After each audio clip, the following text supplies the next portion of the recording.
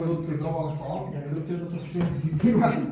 اه كل دول كده 60 واحد. لا لا، دول اكتر من 60 بكتير. لا كان على الراجل.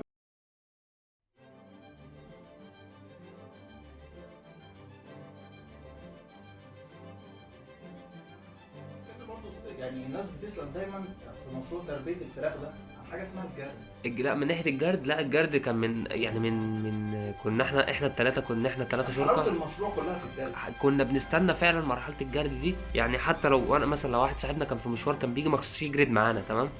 لما بنيجي نجرد كانت بتبقى من احسن اللحظات، لان انت يعني من كتر ريحه السماد كانت يعني الموضوع بالنسبه لك كأن انت اقول لك ايه، كأنك بتاخد دش، يعني بيبقى مبسوط كده من ريحه في الصدر. ببقى مبسوط من ريحه البتاع ومبسوط من نفسك كده، ريحتك نظيفه وبتاع، فانت بتجرد فطبعا بتطلع شويه ايه فضلات الفراخ مع مثلا ايه، ممكن تجرد تلاقي في ايه، في في فرخ بقى كده كان مثلا ايه دخل يقيل شويه تحت النشاره فخلص مع نفسه الكلام، فالمهم ايه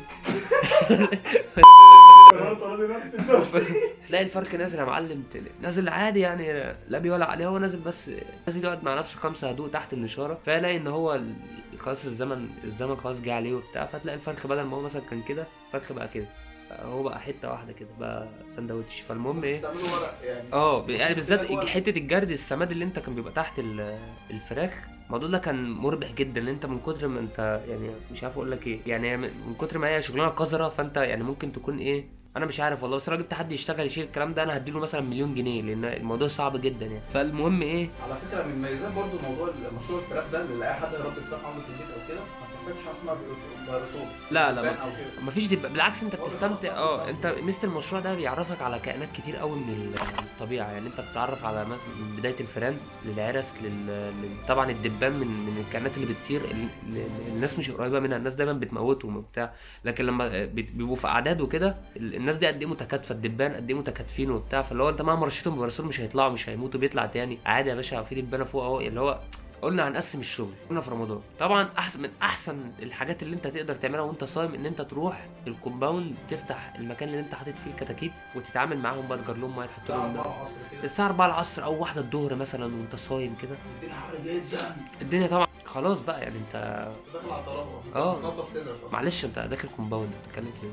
طبعا برضو كنا برضو في حته الدين برضو كانت مهمه، فانت اللي هو بتصوم الفراخ دي كانت حاجه مهمه طبعا، لان انت داخل اهم حاجه كرم ربنا في المشروع، فانت كنا بنصوم الفراخ بغض النظر عن اللي كنا بنيجي، المدة؟ بغض عن النظر عن المده بقى اللي وراه كليه، اللي وراه الفراخ بقى تتعامل مع نفسها، فانت كنت بترجع بتلاقيها اتعاملت مع نفسها فعلا في 3 4 فراخ ميتين مثلا في كل اوضه، فالموضوع كان بيبقى يعني مريح للطرفين، ده بيريح نفسه ده بيريح نفسه، فقشطه كله متراضي كده. دخلنا بقى معلم المشروع ودخلنا مشروع بس هم كانوا 3 اوض. كنا مقسمينهم، يعني كنا تقريبا عاملين اوضه الناشئين. اوضه الناشئين واوضه دول كبار تقريبا السن. يعني دول تقريبا ناويين يكملوا حياتهم معانا.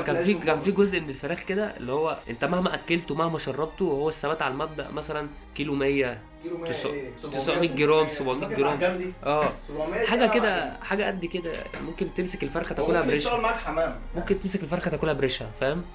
ثقافه.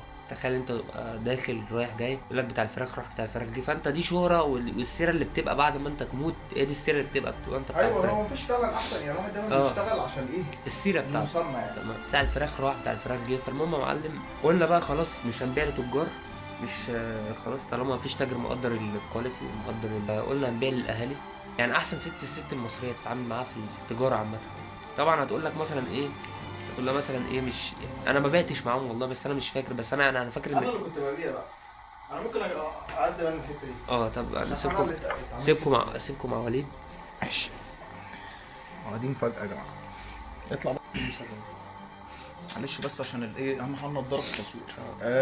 انا ممكن اقدم انا حته البيع دي. هو احنا كان معانا واحد صاحبنا ثالث اسمه علي عبد الخالق، هجيب لكم صورته هنا او هنا، يعني هجيب لكم صورته في كل حته. هو اصلا طلع كان عايزنا نبيع لتاجر اصلا، بس احنا لما بعنا الدوره اللي قبلها لتاجر الكسب كانت عاليه، وحتى هو التاجر لما جه يرفع الكميه قال لك لا الكواليتي بتاعت الفرخه عاليه فانا هحاسبك بسعر عالي، وبعنا للتاجر جزء، يعني جزء اتباع للتاجر والجزء التاني اتباع ايه للاهالي، فلقينا ان اللي بعناه للاهالي كان اغلى بكتير قوي من اللي بعناه للتاجر، مع ان الكميه اللي التاجر خدها كانت اكتر بكتير، فاحنا قلنا ايه نراضي نفسنا بنفسنا تاني دوره ونبيع كله للاهالي، وده كان قرار في محله، بس علي كان ضد الفكره دي جدا، بس عادي يعني الحياه تجارب واراء، فقلنا ماشي وبتاع، فقال لك ايه خلاص يا ولد مش انت اللي عايز تبيع للاهالي جيران وكده، انت اللي بيع. قلت له ماشي.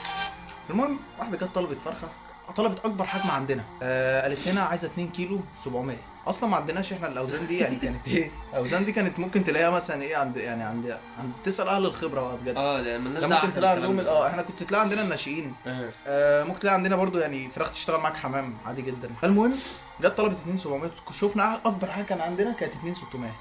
ام مصريه اصيله يعني كانت منقبه، قلت يا عم الست متدينه وبتاع تمام. جت يا عم خدت اكبر وزن عندنا، اول ما ابتدينا نبيع خالص هي جت اول واحده 2600 كان اكبر وزن عندنا. بعد كده بقى تلاقي بقى ايه 2300، يعني دي كانت ايه كانت طالعه طفره كده يعني، كانت ربنا ايه يعني باركنا بالفرخه دي. جت خدتها ومشي، وناس كتير بقى دخلوا عايزين يشتروا. يا جماعه الست اللي جت خدتها دي ما حسدتش، واسال الناس ما نعرفش مين دي واحده منقبه ما نعرفهاش. هو اصل الكومباوند احنا عندنا الترابط في الكومباوند كل الناس عارفه بعضيها، فانا اسال كذا حد وما يبقاش عارف ان في حد منقب، فانا قلت ده ضيوف جم عندنا المنطقه تمام. فهي تقريبا من الواضح جمعة السيره كنا مشهورين. هي السيره برضه عملت شغل يعني. فهي تقريبا من الواضح انها كانت عايزه يعني تحاسب على الفرخه دي بقى، حسابها يكون مع ربنا يعني. خلاص هي يعني متدينه بزياده، فهي هتحاسب ربنا بقى على ايه على الفرخه اللي خدها. قلنا ماشي مفيش مشاكل يعني، واحنا نبقى ناخد الحساب بقى بعدين. المهم تيجي طبعا بتبيع مثلا ايه، تلاقي واحد عايز يشتري منك 8 فرخات، فتقريبا كان الفراخ عند بتاع الفراخ كان على الفتره دي قبل طبعا ارتفاع الدولار، فهو لو كان عند راجل ب 34 كنا احنا بنبيع الكيلو ب 30. فيجي واحد يشتري 10 فرخات واحنا بنبيع الكيلو بكام ب 30، يقول لك انا عايز اخد الكيلو ب 25. يعني يقنعني ازاي؟